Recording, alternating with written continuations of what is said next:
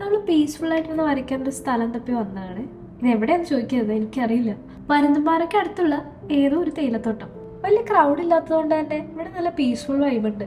ഇവിടുത്തെ സ്കൈയും ഈ മരങ്ങളും തേയിലത്തോട്ടവും എനിക്ക് വല്ലാണ്ട് ഇഷ്ടപ്പെട്ടു. അങ്ങനെ ഇരുന്ന് വരയ്ക്കാൻ പറ്റിയ ഒരു ബെസ്റ്റ് സ്പോട്ട് അന്വേഷിച്ച് ഞാനിങ്ങനെ നടന്നു. ഇത് യൂസ് ചെയ്യാൻ പോകുന്ന പല സാധനങ്ങളും എനിക്ക് ഗിഫ്റ്റ് കിട്ടിയതാണ്.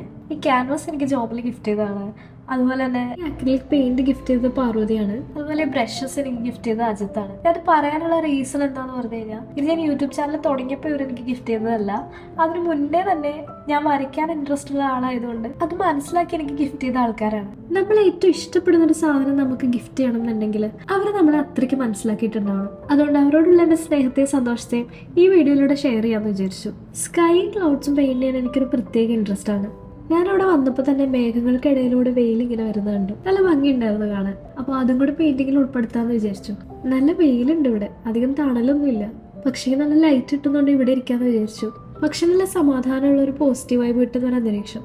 ഞാൻ യൂസ് ചെയ്യുന്ന അക്രിലിക് പെയിന്റിന്റെ ബ്രാൻഡ് ബ്രസ്റ്റോ ആണ്. ഞാൻ വാട്ടർ കളറും സെയിം ബ്രാൻഡിന്റെ തന്നെയാണ് സാധാരണ യൂസ് ചെയ്യാറ്.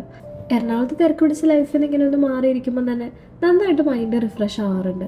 നിങ്ങളും വർക്ക് സ്ട്രെസ് ഒക്കെ ഉള്ള ആൾക്കാരാണെങ്കിൽ വീക്കെൻഡ് ഇതേപോലത്തെ ഏതെങ്കിലും സ്പോട്ട് കണ്ടുപിടിച്ച് ഒന്ന് മാറിയിരിക്കാൻ ശ്രമിക്കുക.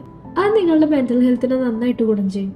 പെയിന്റ് ചെയ്യാനൊന്നും ഇല്ലെങ്കിലും എനിക്ക് ഇങ്ങനത്തെ സ്പേസിലൊക്കെ വെറുതെ ഇരിക്കാനും ഇഷ്ടമാണ്. ഈ വെറുതെ ഒന്നും ചെയ്യാണ്ടിരിക്കുമ്പോൾ കിട്ടുന്നൊരു സുഖമുണ്ടല്ലോ, അതൊന്ന് വേറെ തന്നെയാണ്. പെയിന്റിങ് ഏകദേശം റെഡിയായി വരുന്നുണ്ട്. ഈ തേയിലത്തോട്ടം വരയ്ക്കാൻ കുറച്ച് ടാസ്ക് കേട്ടോ.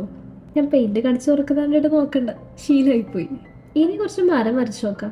ഇന്ന് വരച്ചതിൽ ഏറ്റവും സിമ്പിൾ മരം വരയ്ക്കാനായിരുന്നു. പക്ഷെ എത്ര കുത്തിയാലും ലീവ്സ് അങ്ങോട്ട് തീരൂല, അങ്ങോട്ട് ബുഷിയാവുന്നില്ല. പലർക്കും പല രീതിയിലാണ് പെയിന്റ് ചെയ്യുമ്പോൾ ഫീൽ ചെയ്യുന്നത്. ചിലർക്ക് പതിയെ ദിവസങ്ങളെടുത്ത് അങ്ങനെ ചെയ്യണം. എനിക്കാണെങ്കിൽ ഒട്ടും പേഷ്യൻസ് ഇല്ല. പെട്ടെന്ന് ഔട്ട്പുട്ട് കാണണം. അപ്പം വരച്ചുകൊണ്ടിരിക്കുമ്പോൾ ഇത് ഇരുന്നില്ലല്ലോ എനിക്ക് പെട്ടെന്നായിട്ട് എൻഡിലോട്ട് എത്താൻ തോന്നും. പക്ഷേ അങ്ങനെ പെട്ടെന്ന് എത്താൻ പറ്റില്ലല്ലോ, വരച്ചവരെ നിൽക്കണ്ടേ. അത് വരയ്ക്കാൻ ഇഷ്ടമില്ലാത്തതുകൊണ്ടുള്ള പ്രശ്നം കണ്ടില്ല.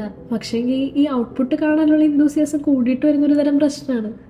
ഇനി കുറച്ച് തേയിലത്തോട്ടത്തിൻ്റെ ഡാർക്ക് ചെയ്യേണ്ട ഭാഗങ്ങളൊക്കെ ഡാർക്ക് ചെയ്ത് കൊടുക്കുമ്പോൾ ഒരു ചെറിയ ഇടവഴികളില്ലേ, അത് വിസിബിളായിട്ട് തോന്നും.